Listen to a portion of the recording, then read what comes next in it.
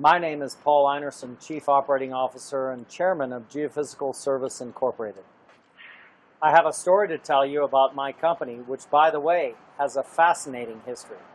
GSI is the largest owner of marine seismic data in Canada. Most, if not all, the current large discoveries offshore Canada were made on GSI data. We are a Calgary-based company which licenses seismic data to clients in the oil and gas industry. We invested hundreds of millions of dollars in our data over many years by conducting seismic surveys in offshore areas of Canada and around the world. Our work has contributed to some of the biggest discoveries of offshore oil and gas fields for Canada, like Hibernia, Amalgamac in the Beaufort Sea, and Sable Island. I'm sure you've heard of these names, and I'm proud to be a part of these Canadian achievements. But there is another side to the GSI story. As a Canadian, one I'm not so proud of, because it's something that could happen to you, your family, or your business. We are currently fighting to protect our property. I believe when you own something, no one should be able to take it from you or use it without your permission, don't you? But this is what is happening to GSI. We are fighting for what we see as the expropriation without compensation of our intellectual property. Who is doing this? For one, it's the government, our government and government agencies, both at the federal and provincial levels. And we've also found out that some of our data is in the hands of some unethical business people too. They have used our property to make a profit as if they owned it. I like to call these individuals seismic pirates, but more on that in a moment.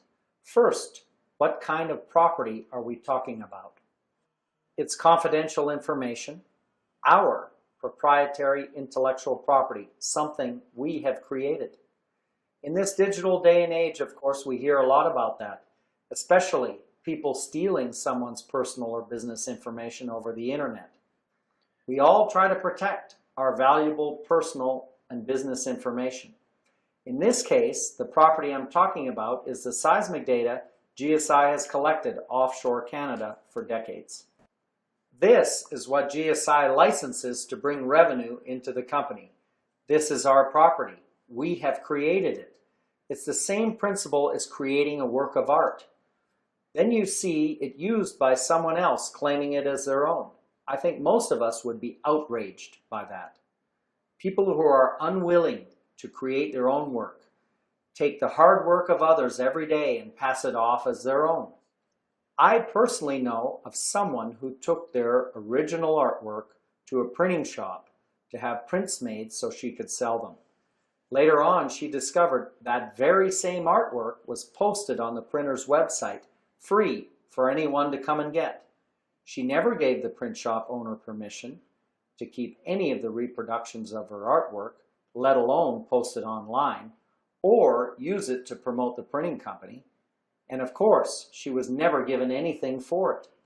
This is a good example of exactly what the GSI fight is all about. Now that everything has gone digital, it's easier to copy someone else's work. And it's harder to find out who has done that and who is using it without our permission and without paying for it. It's a complex issue, but let me explain it in simple terms. Let's take the case of what GSI is up against in the province of Newfoundland and Labrador. There, through both policy and action, the government of Newfoundland and Labrador is releasing our seismic data for free into the public domain to promote the province to oil and gas companies. But we maintain that data still belongs to GSI, and releasing it interferes in GSI's ability to license the data, as this is how GSI makes its living. We own it. So how did they get it? GSI had to submit that seismic data to the offshore regulator, the Canada, Newfoundland and Labrador Offshore Petroleum Board, over the years as a condition of getting the permits to conduct our seismic surveys.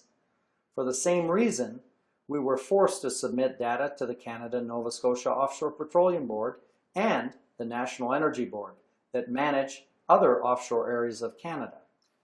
The offshore boards, we believe improperly, created a time frame within which they would keep this seismic data confidential. And after that, they claimed they could make it available to be shown or viewed by those in the industry interested in exploration. They claimed, again we believe improperly, they were acting just like a library lending out books. That's what we were told. We saw it as the government trying to get around the copyright laws of Canada. But we found out our data was actually being copied by the boards, scanned by the boards to JPEG and TIFF files, and sent to copy companies by the boards. They were not acting like a library at all, as they claimed. In 3 or 4 cases, our data was even being copied and sold by other seismic data firms like GSI who license data to third parties. We've also found GSI's customers doing the same thing. Then, in 2010, Newfoundland and Labrador announced changes to the way that data was being stored and released, moving from paper files to digital ones. It was called modernizing to keep pace with the digital age. This was the spin put on it.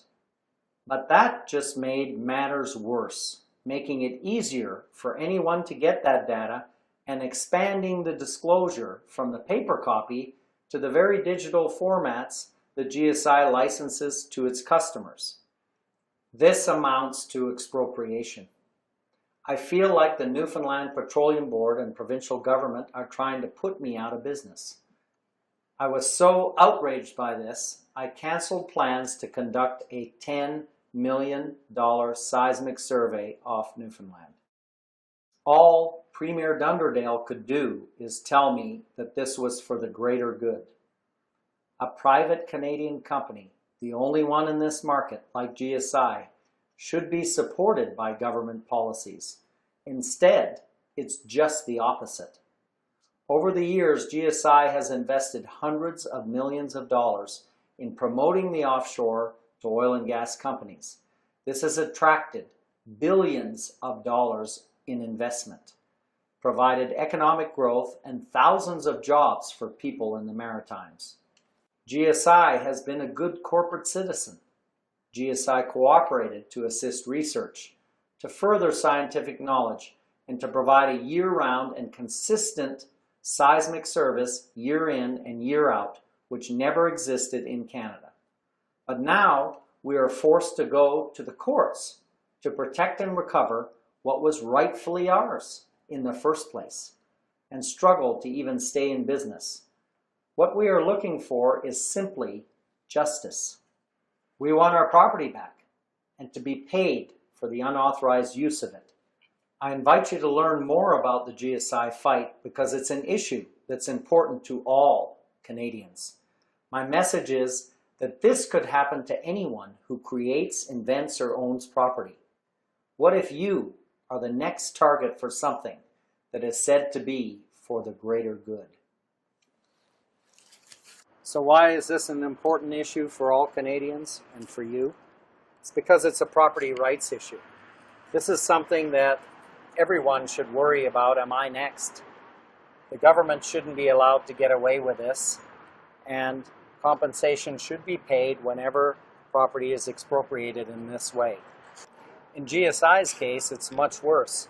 We have our competitors dealing in our data. We have our customers even relicensing and making money from our data. We are losing sales. We are in many lawsuits. It's a mess.